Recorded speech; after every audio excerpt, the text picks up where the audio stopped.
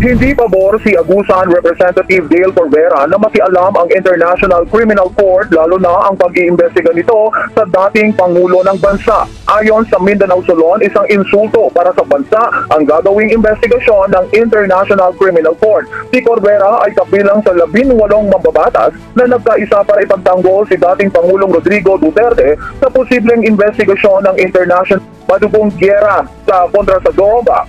Si dating Pangulo at Pampanga Representative Gloria Macapagal Arroyo ang nanguna sa paghain ng House Resolution number 780 na pinamagatang A Resolution in Defense of Former President Rodrigo Roa Duterte, the 16th President of the Republic of the Philippines. Ipinunto ni Senior Deputy Speaker Gloria Macapagal Arroyo na ang Pilipinas ay tumalas na sa pagiging miyembro ng International Criminal Court ng pangpuwent na hustisya para sa lahat, kaya inihain niya ang nasabing resolusyon kasama ang ibang mambabatas dahil siya ay minsan na umunong na biktima ng unfair investigation at prosecution noong administrasyong Aquino. Kung maalala, dinismiss ng Supreme Court ang PCSO plunder case ni CGMA noong 2016 sa simula ng Duterte administration. Binigyang diin din sa House Resolution number 780 na katangi-tangi din ang naging accomplishment ng dating terorismo, korupsyon sa gobyerno at kriminalidad. Ipinunto din ni Congressman Corvera na ang intensyon ng International Criminal Court para magsaruan ng investigasyon sa anti-drug campaign ng dating Pangulong Duterte ay hindi katanggap-tanggap. Anya, gumagana ang independent system na batas sa Pilipinas. Same thing na baga hinahanap nila, di umano, yung mga graft cases. Ito po, magtulungan po tayo kung talagang pinaglalaban natin yung katotohanan at yung mga korupsyon sa ating bansa dahil taxes naman natin ito, ano?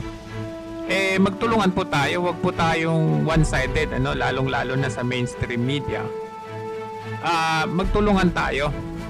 Hanapin natin kung saan napunta yung 71 million kasi bakit bigla-biglang nawala dito?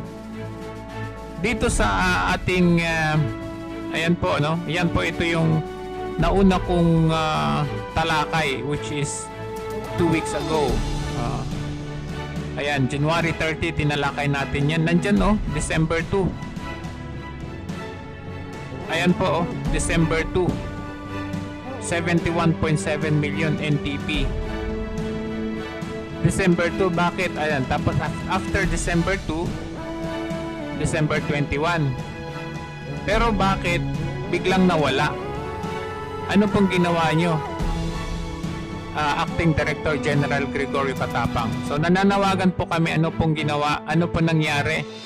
Wow, mali po ba yung 71 million? Ano pong nangyari? Saan po napunta yon?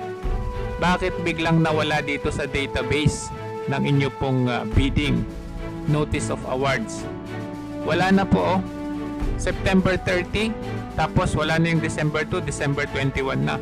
In fact, ito i-check natin. Kahit nga ito overpricing nga rin to 2.9 million. O baka ito sa susunod tatanggalin na naman ninyo.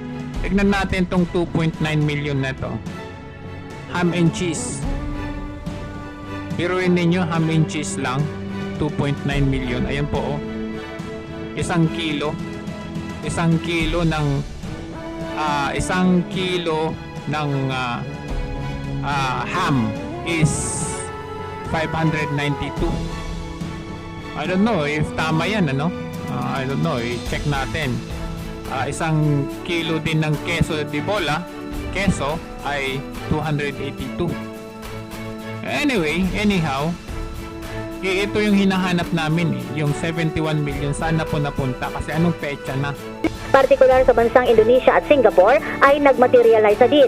Layon kasi ng mga foreign travels ng Ad Marcos administration ay para makapag-attract ng mas maraming investors. Ayon naman kay Presidential Assistant on Investment and Economic Affairs, Frederick Go, ang kanilang opisina ang nagsisibing bilang Presidential Delivery Unit na siyang nagpupirsigi sa priority investment and economic agenda ng Pangulo para makamit ang timely delivery ng mga investment projects, trade agreements at mga pledges.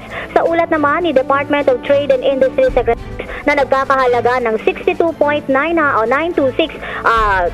US dollar o billion dollars o nasa katumbas sa 3.48 trillion pesos ang na-generate mula sa foreign trips. Kabuang foreign investment na committed mula sa President's official travels kabilang ang Indonesia ay nasa 8.48 billion US dollars, ang Singapore naman 6.54 billion US dollars, ang Thailand nasa 4.62 billion US dollars, Belgium nasa 2.20 billion US dollars at ang pinakamalaki ang China nasa 24.239 billion US dollars at ang Japan ay nasa 13 billion US dollars.